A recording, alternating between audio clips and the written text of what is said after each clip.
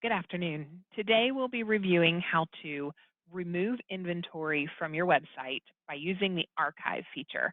Once a unit has been sold, if you'd like to remove that vehicle from your website, there are multiple ways to do this quickly and easily.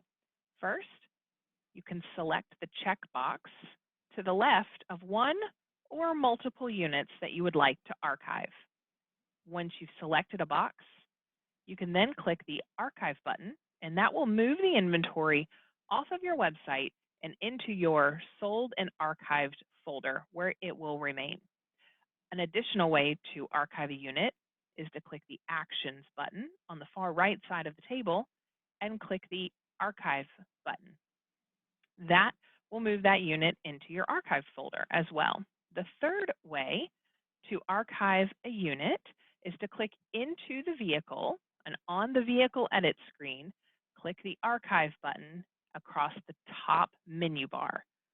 Clicking Archive and then confirm, this vehicle has now been moved to the Sold Archived folder. If you'd like to view the vehicles that are in your Sold Archived folder, you can click the Sold Archived button across the top menu and see the vehicles that have been archived. You can sort by archive date, putting the newest or the oldest on top and showing which ones have been archived there.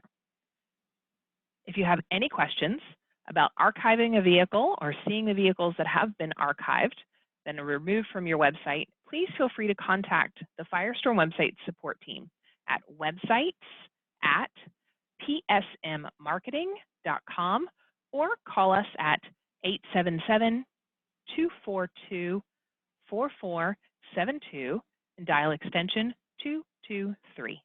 Thank you.